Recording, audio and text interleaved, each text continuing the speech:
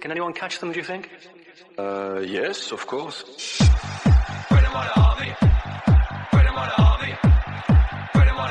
Yeah, unbelievable. We didn't expect that. As unbelievable as it sounds, this is another Arsenal podcast. That is the Away Gooners podcast. We bring news and reaction from Arsenal fans from all over the world. Hi everyone, welcome to another episode of the Away Gooners podcast. We've got the whole gang with us. Hi Arun, hi Ellen, hi Deepak. Hi Guys. Hi. So now that the season is over, are you guys feeling a little bit like de-stressed instead of always being in this mentality of what is going to happen or why are we so bad? This has been a relief. But not exactly because like this is like a routine that we are having for the last 10-15 years. Now it has become like part of your life. So no stress or de-stress, like it's always the same. Even if they have a good run for 5 games or a bad run for 5 games, we always think, okay, this has happened in the past, we know what will happen next. If they have a bad run for 5 games, you're like, oh my God, when is this going to end? If they have a good run of 5 games, oh my God, this is going to end soon. So let's just let's start. Arsenal never gives us a moment of happiness, but the truth is also, let me put this season in numbers. 2020-2021. Oh, that's a very tough thing to say. We won 18 games, drew 7 games, lost 13 games, scored 55 goals, let in 39 goals, and ended up with 61 points. Happy with those numbers, Deepak? No. Not even one of those numbers. No, never. This defense 39 goals is just like a myth.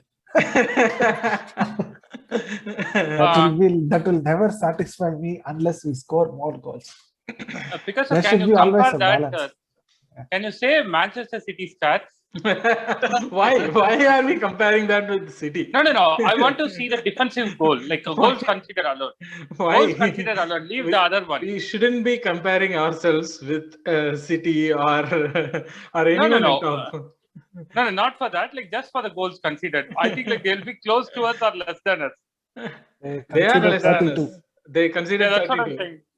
That's what I'm saying. They're like, so this 39, right, will be valuable only if the other things happen. They scored 83 goals, which is less, I guess, for them. Yeah, it is less. Which is less for them.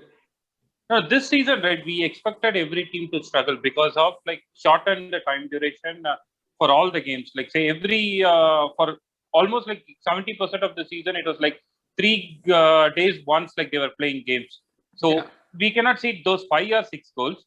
But at the same time, it is not like always 1-0 or 0-0-2. It will be at least like a 2-3. And that is what you are seeing like in the ratio. We can Biggest reason is like Aubameyang's form, nothing else. Yeah. Last season. Yeah. That is true. Arun, your thoughts on the season? We finished 8th. I'm glad it's over. I mean, like I don't have to look at the table again. I don't have to like think about the games again. I'm just glad it's over. You know, like Ellen said, like you said right at the beginning, it's. I don't even know if it's relief. I'm just like, I don't know how to express this, but it just feels like a huge thing is. It's away from my eyes now. I don't have to look at like disaster over and over again. You know, it's away from my eyes. So. Transfer, whatever happens, doesn't happen. That's a joke that we've been like looking at for like Ellen said, last 15 seasons, it's been a joke. So that's like the entertainment part. But this wasn't entertaining. It was exasperating the season. So you don't have to look at that anymore. It's away from your eyes. I'm happy about that. I'm not going to look into like the 8th position, nothing. No, I'm happy.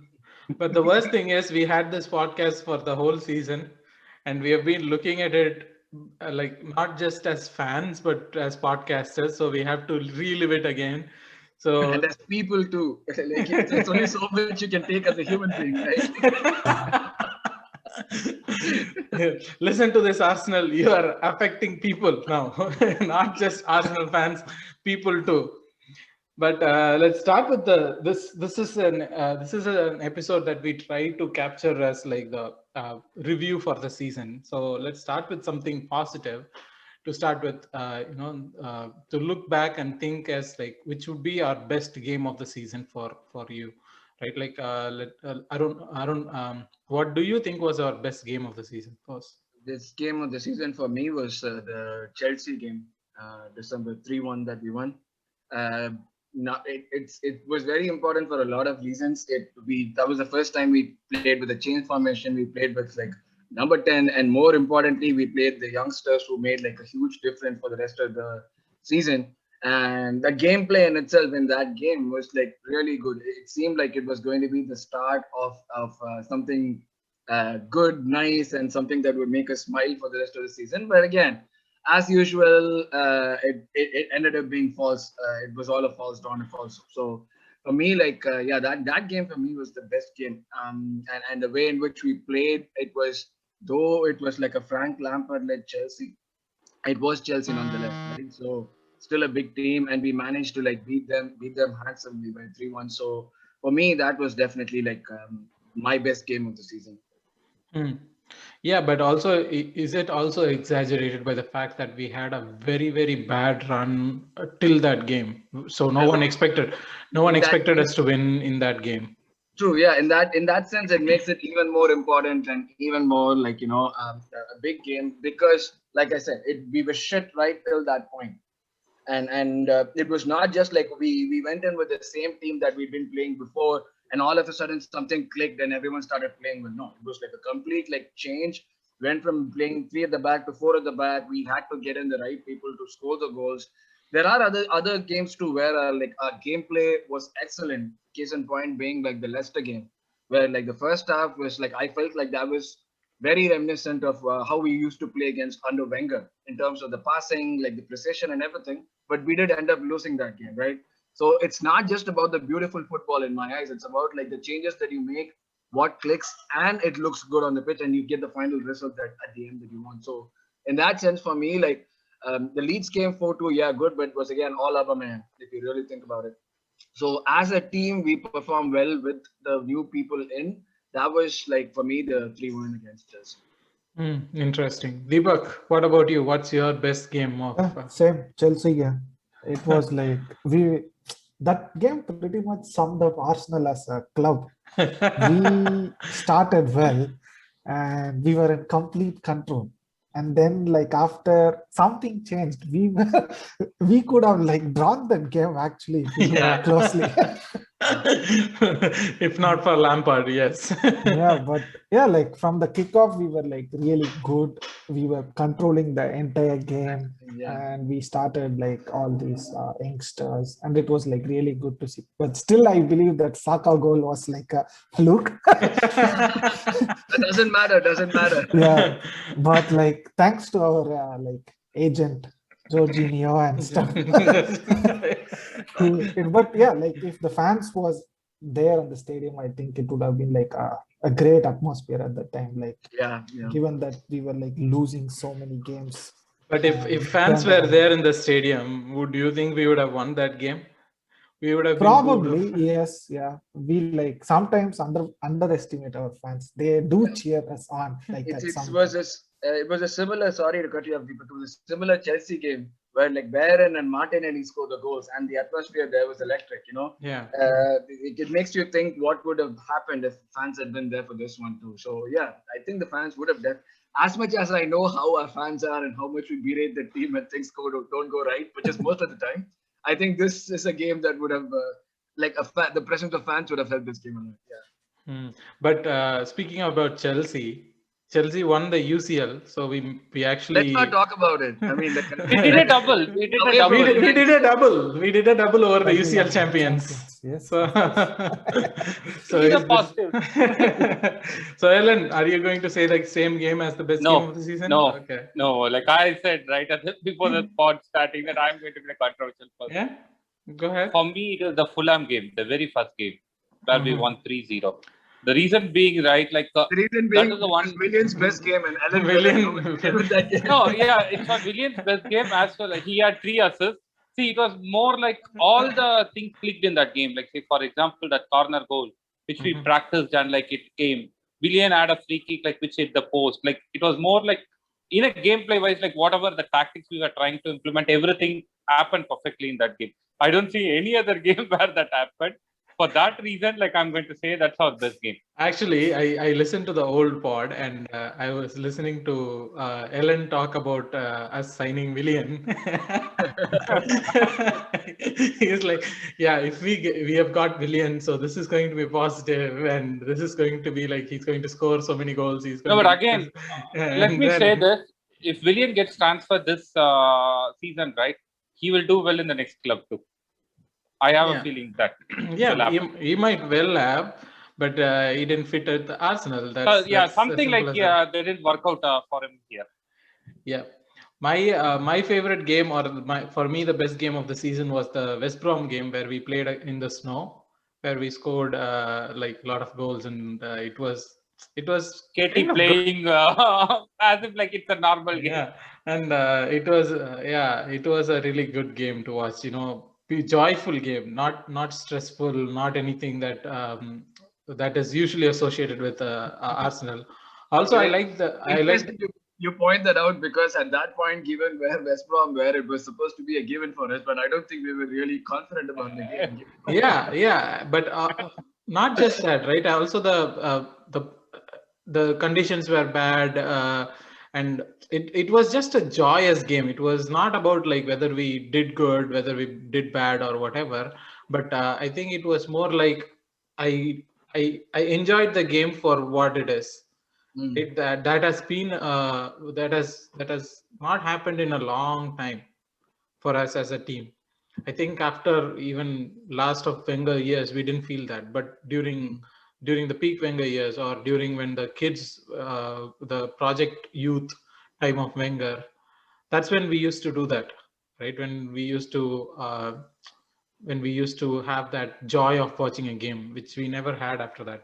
But one more game that I like to highlight was the comeback game against, was it West Ham, I think, where we did the 3-3, where we came back. That was the last 97th minute or something, where we scored the last goal, right? That was a very satisfying game for me too. As a fan, those two games, and the Chelsea game, of course, as a team, we wanted that. So I didn't watch the West Ham second half. I switched off. But it was kind of odd for Arsenal to do it because we expect that from United. We expected that from City maybe, but not from Arsenal. Arsenal always rolls over. That's our given condition. But then we saw that sometimes do like some comebacks. No, in the past, like during Wenger time, during 80 to 90th minute, we have done a lot of comebacks. Not after 90, like which United does, but 80 to 90, we have done a lot of comebacks. But speaking about United, right, they went like a little bit ahead this season. They won a game after the final whistle was blown. Yeah. That can happen only with United. Yeah, that's what. Like since like we have done this after 97th minute, right, they went to the next level. Yeah, but now that we have talked about the best of the season, I think it is time to move on to the worst of the season. I'll start with Deepak on that one. Deepak, what is the worst game of the season for you? Where do we start? Villarreal second leg. That will be my worst game. Nothing can change that. I was so confident that we will win 2-0 and we will go to the finals. But again, we lost against the champions. Disappointed. But we lost against the champions. Was that a better... I don't care we lost against the champions or anything. We simply didn't turn up that game. It was like so frustrating to watch that game. I never felt like so angry and disappointed at Arsenal after watching that game. It was like something that it was like watching like a training session where Villarreal just gave the ball and we were just passing it to us and not doing anything. Simply ridiculous. Yeah, but this season had a lot of those games. Ellen, do you have a different game, or are you going that to... is okay. No. Like we had like a lot of bad games, but still like given the importance of that game, and no, nothing can be put into words how I felt angry that time. See, for me also the same game, just because like whatever we had, like see, for us the European qualification, everything depended on that game. See, it is okay, like we had played and lost. The game, right? Like if somebody has seen without knowing about the scores, they would have thought we are leading like after the first leg, and we are trying to make sure the other team is not scoring. It looked like that. Like there was not even a single attack we were trying, kind of thing, and like that attitude, right? Like see, there will be a lot of bird games if you see this season. There will be hundreds of examples for that, but like attitude-wise, also it was like completely bad. You cannot say even a single positive thing in that game. So that is for me also the very worst game of the season. But let me put this to you guys. I mean, talking about the worst game of the season, so we have to talk about the worst run of the season too. From the time in 28th September to the Chelsea game that we were talking about, we played 13 games. We won 3 games, including the Chelsea one, and then drew 2 games, lost 8 games. We lost 13 games in the entire season, but in that run we lost 8 games. That's how bad our season was during that time of the year. So imagine me saying Villarreal game was like worse than that. You can see how bad we played that game. Yeah, for me, yeah, like I agree. We were pretty shit during that phase, but there was some semblance of a formation, some organization, something on the pitch. Even though it didn't work out during that phase, we were shit. It was there for me. The game that I would say is probably the worst game of the season is not the second leg, but the first leg, where we played with Emil Smith Rowe as the false nine. For me, that was the worst game of the season. I mean, like you're going into the first leg against a manager who's won it like a million times, knows how to play the thing, and you're supposed to be like sort of a cup specialist, and you go there and you play ESR as number 9. Like, what sort of logic is that? Like, what are you That's trying the worst decision taken by our coach this season. Yeah, so that's the thing. For me, that game was like I had the same feelings that Deepak had while watching the second leg while watching the first leg of that game. I was very angry. I just didn't know how to express it. For me, it was like, dude, we've made you the manager of a club that is like one of the top 10 clubs in the world, and we made you a manager probably because we didn't have anyone else. But like, you are the manager now. Do something instead of playing like a guy like ESR as number 9. We as people who haven't like played maybe like a fraction of what Arteta has done, were able to see on the pitch that it was all going completely bonkers. Like, yes, I have no idea what was going on, but this man continued playing that, and that baffled me totally. So for me, that was like the worst game of the season. Interesting. I mean, for me, yes, those legs felt bad during that time. But looking back, for me, somehow I've put that into a box, saying like, okay, yeah, we lost to the ultimate champions, and I am not valuing Europa League to that level, or it is not impacting me to the level that that run that I mentioned to you earlier was. Especially for me, the worst game was when we played Aston Villa during that run, where we lost 3 goals. 3 goals to nothing. That felt really bad, because if you remember, just a couple years back, Aston Villa is a team where we would have taken that game for granted. We would go there, or they would come here. No matter where we play them, we would just swat them aside, right? That is what, as an Arsenal, you expect. I mean, they have made... just to like give you a viewpoint. Like, I think the one game before that or one game after that, the Aston Villa team defeated Liverpool also 7-0. Yeah, not 7-0, 7-2, 7-2, I think. Yeah, 7-2. Yeah, 7-2. No, so like we cannot like take Aston Villa this season, right? They did like some good transfers and they were good. I agree on that point. Like whatever you are saying. Say, for example, even City game, right? City was playing without KDB and like most of their important players. They were not like going beyond the second gear, and still we didn't win that game. Like there were many instances like that. Leicester game, like we were like actually like without body they were playing, and they at that time they had like only body as the main focus of attack itself, and like we lost that game also 1-0. There were like a lot of 1-0 because we didn't attack. I agree on whatever you're saying, But again, like we stick to our points, but I agree, like, or I'm able to understand what you are trying to say. Yeah, I mean, for me, the problem is not about like the team or whatever the strategy for the day or how we played or nothing like that. It was just a harrowing place as a fan for me during that time, because we were talking about relegation when Arsenal is concerned, and it was not a talk of like the Twitter base where Arsenal Twitter fans are always like over exaggerating everything. At least that's how we see it. But that was a reality.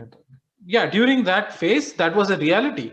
I felt that we might get relegated. I was really During that run, I was like counting like who will get red card in this game. yeah.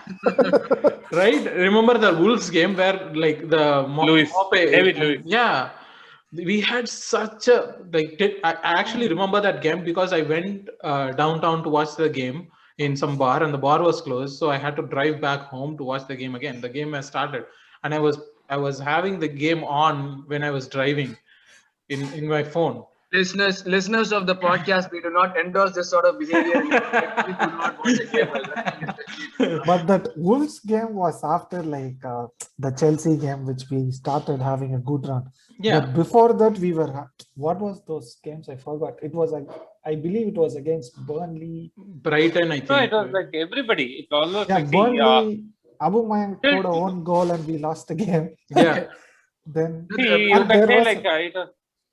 See, Yeah, after go the West Ham game, right? Like after the West Ham game, like after the first 3-4 games, we played nearly like 14-15 opponents, and everybody is like we played the same way. So you don't have to find out like which is the opponent. Almost all the opponents Very play true. the same way. Every week, like new week, same story. New week, same story. That's how it was. And that's why, like for me, like the Villarreal game was even more frustrating, because at that point, like you were mentioning, the harrowing streak that we had of losing everything, we kind of accepted that this is how the season was going to be. You know, at that point, everything was shit every week. So you're like, okay, you're expecting a loss. If we do get a draw or a win, that's a bonus, but it's going to be a loss. So when we were in that state of mind, a loss didn't seem like too much of a problem at that point. But when we started playing and we had gotten some hope that something could possibly happen during that phase when we were in the Europa League contention, and then that Villarreal game happened, that made it even more frustrating. So that's why, like, I think all three of us probably say the same game for the same reason. Like when you're given some hope, and then you're made to feel good, and then all of a sudden with lower like 90 minutes, you see that getting snatched away from, not just snatched away, you're being thrashed and made to like feel how low you are, and then it's thrashed away, Yeah, So- but also, I mean, we barely got through before that, right? Like I think against Benfica, if I remember rightly, that was Aubameyang coming in, scoring that goal that saved us or put us through the next round.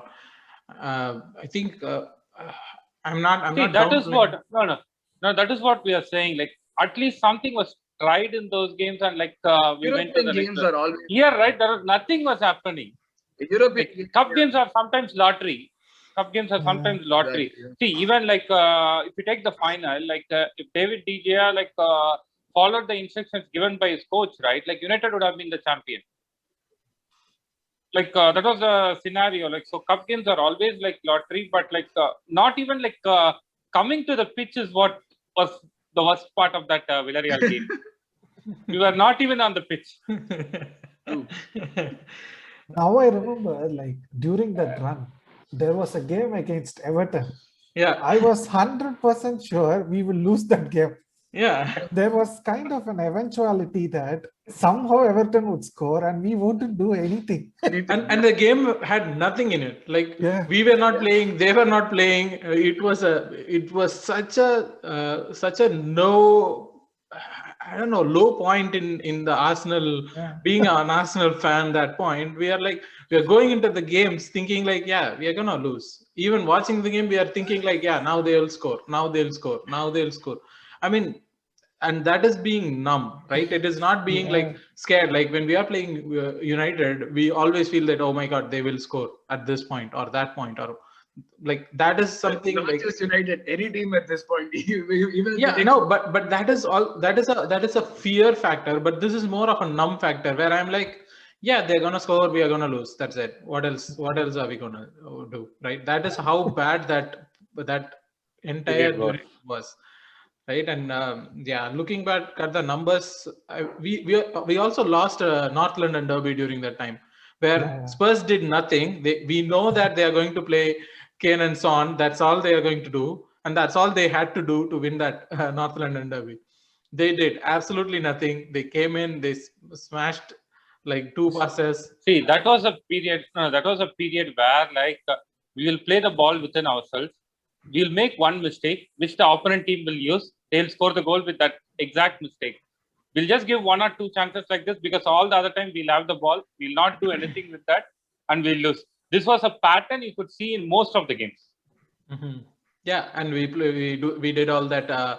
Lacazette being the number 10 during that time. Oh We my did the God. whole. See, we tried everybody in number 10. Like, we tried everybody in number 10 until COVID and other injuries helped us. Honestly, why did you have to do this? I forgot about that entire period. Trauma, my God. That's the whole point of the season review, Arun, that we have to bring up the Arsenal fans' trauma. If you have numbed yourselves away from that, that's what we are here to do. Bring back the trauma, make your life that much worse by reminding those things. But yeah, that's all the bad games or the bad part of the season. I mean, I'm not saying that we're talking about like bad performances, about the season review, just the bad performances. I think we'll end up like using 2 Zoom meetings for sure. It might not even be enough. So, yeah, that is true. That is true.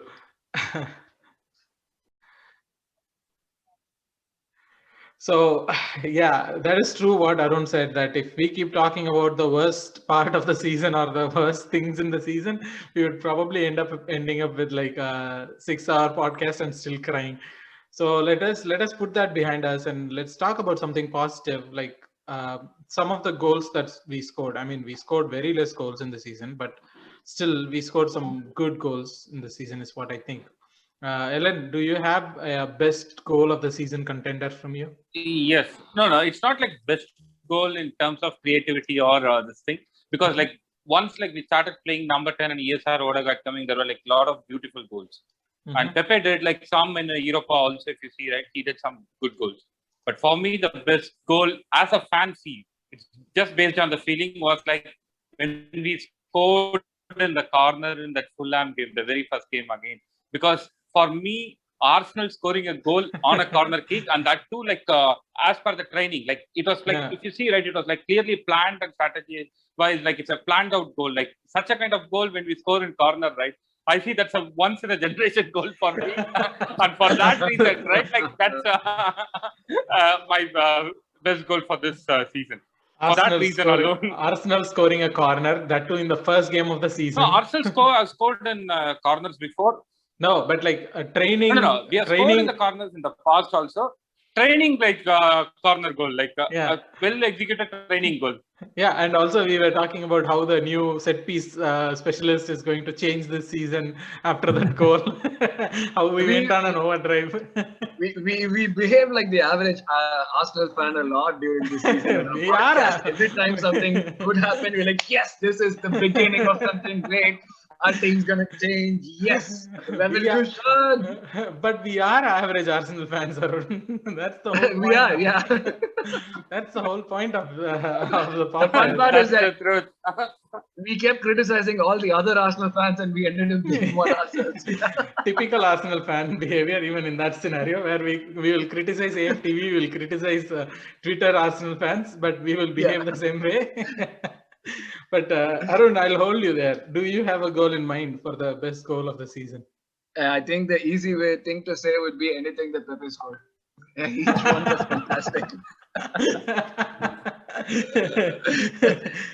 Anything that he scored was good. Like I was just the fun thing was I told you guys before we started the recording, I was not able to remember any of the good goals.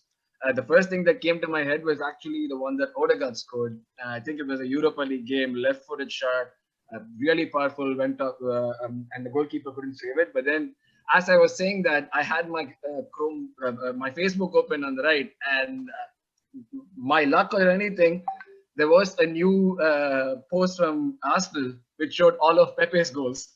And I saw those goals. I'm like, okay, any one of these could be the best, because all of the goals, like the way in which he does score, but then the way in which he scores them looks really good. If you actually see the build up to the goal, an example would be like the one that was scored against Leicester. Like the entire gameplay that happened with and ended with him scoring the goal was fantastic. So any goal that Pepe scored, I think, was really good to look. Like very good to see. So for me, any goal that he scored would be like a best goal contender. Actually, I'll hold you there for thoughts on Pepe, right? Because we were thinking of Pepe as being a creator, but this season especially has proved that he's more goal scorer than, he's more a finisher than a creator, right? He has scored like 10 goals this season in Premier League and 1 assist. And if you consider the Europa League, he scored 6 goals and 4 assists. Right, and all is like, if you look at most of his goals, they are not fluke goals. Like he didn't do any tap-ins, he didn't do any. I mean, he scored a penalty, I guess, or no. Like every goal, even if it was his weaker foot, you knew that was going to be like a proper shot that's going to go in. Like the one that he scored against Wolves, and even the one that he takes on his right foot. He gets into the box, he clears up space, but then you think he's going to use his left foot. He switches his right away to his right foot and he scores. And the shot that went in didn't seem like it was being scored off someone's weaker foot. Yeah, that's what I said. Like every goal that he scored was so good to see, like in terms of whether there was a beautiful play or not. But he was the only one who was taking defenders on. He was beating them, and then he was scoring the goal. It wasn't like he was going till the last part, trying to beat defenders and losing. Of course, he did lose the ball a lot, but that's what you expect from a high risk, high reward player, right? But Deepak, talking about Pepe, actually, I want to ask your opinion on Pepe in a particular way, right? Because we were thinking of, I mean, as I mentioned before, we were thinking of him as a creator, and even Arteta, I think, was thinking of him as a creator first, because Saka used to cut in, and Pepe was asked to go on the overlap or on the outside. But in the last part of the season, we saw that switch, or we saw that tables turned, right? Like where either ESR goes out or Saka goes out and Pepe was asked to cut in. And that kind of brought in the better of Pepe. Do you see this as a, do you see this as a start, or am I reacting as a common Arsenal fan again? Yeah, it is common Arsenal fan, typical Arsenal fan. Yeah, Pepe has been decent, or like he has been like good. Like if you look at him as a 25 million or 30 million player, he has done good. He has been I would say he has been our best player in Europa League, and he has like decent numbers in Premier League too, but which is like stat padding as usual in the last meaningless games. But if you take the positives, probably he can improve, which is what we said last year too. But yeah, let's keep the hope. No, but from last year, our hopes killed again. No, but from last year, he has really improved, right? I mean, last year, I think he scored 10 goals or something in all competitions. But this year, he did score more. Like it wasn't like that big difference. I guess it was only 2-3 goals or something. 13. Yeah. Oh, okay. I think this season he has, I think, 13 goals and like 13 assists. So given he had this, more assists. Given this, who would you guys like on the right? Do you think it should be Saka on the right or Pepe on the right? Of course, it seems likely that both of them are going to be starting next season. I would prefer. I always wanted Pepe on the left. I never find him comfortable on the right. He is always trying to dribble, and he's always about to fall over. He somehow, I feel him like he's not comfortable in the ball when I look at him. Something is, I don't know, probably. No. What I will make him do is I'll make him play in the center and ask him not to dribble. It might work. It might work. Very good finisher, and if he doesn't dribble, right, he will not lose the ball. But also, I don't think that is a good chance, Ellen. I think we lost Ellen right there. Or I don't think that's a good idea, especially because Premier League has defenders who will bully him. He is right, as a starting for centre forward for Arsenal, I don't see him being a starting centre forward. When Arteta can start like Emil Smith Rowe and William as false nine, why not start Pepe as a forward? That is the whole point, right? We shouldn't do that. Is the whole point. No. Don't do the false nine. We have strike. No, when we played false nine, right? Like I thought it was Pepe who's going to play that role because like he can finish well and like that was like the surprise we were trying to do. But Arteta still doesn't trust us finishing. No, he surprised our surprise. So that is what No, it is. let me like answer because I got lost at that time. Let me answer why I say he can play in the center. If you take any of Pepe's goals, right, many of them are difficult angles and he scores well. Whereas if you see even in this season, right, like take say for Laka against Liverpool, it's one-on-one, he will miss many goals. There are like many situations like one-on-one they'll miss it. Whereas this guy scores from difficult angles and he's like, see, many times even if he doesn't score, was at least on target many times. So that is why I said like he has that potential. See, I'm not saying him like something like a Thierry Henry kind of thing. Don't put that because like we get to forward this thing. I'm saying like he can do more value there if he is used there. But talking about our PL goal scoring statistics, Lacazette is our highest goal scorer with 13 goals. And Aubameyang last season had 22 goals. This season has 10 goals. Yeah. So that's where the difference is. We lost 12 goals from him. And that's reflected on the table, right? Yeah, I think that is really reflected on the table. And talking about the best goals for me, I have a couple of other ones, I think. I'll go with Deepak first. Sorry, Deepak, for skipping you there. Do you have a best goal in your mind? Yeah, like when you said your favorite game was the West Brom game in the snow, I remember the goal which Saka scored. The team goal. It was like vintage Arsenal. Yeah. Emil Smith Rowe passing to Lacazette and then getting back again. Yeah, it was like watching like rolling back the Wenger's time. It was like really good goal. And also Katie scored a really good individual goal. That was my take for the best goal because I love Katie and the way he played that game, like the snow was nothing. So it's like he was wearing like short sleeves, running around like the snow was nothing. Vintage Katie, and also like the goal he scored where he kind of like pushed. That is a goal he creates. Pushes the ball ahead of the defender, goes past him, gets the ball, cuts in, and then scores with his weak right foot or whatever that is. But the good thing is he never tried that again, and that is a good thing for me because I don't think he can do that again. I mean, we know how every time Partey shoots, we are like, oh, why is he doing it? Because he would have done that sometime, right? He would have scored that goal sometime and he is trying to recreate it. And every time Xhaka tries that, where he tries to score from long range, we always call him an idiot. But Katie understood that is a freak. He didn't try that again. I also like the goal that Pepe scored, where he takes that up on a volley and scores. I think towards the end of the season, right, where Saka crosses from the left. Crystal Palace. Yeah, was it Crystal Palace? Yeah, where he takes it up on the volley. Again on his right foot, weaker foot. Yeah. No, when Arun says anything about Pepe, you should not question it. But we did score some beautiful goals. I think we also had one more of those Wenger type goals. I don't remember which game we did it. I think Saka or no, who goes in?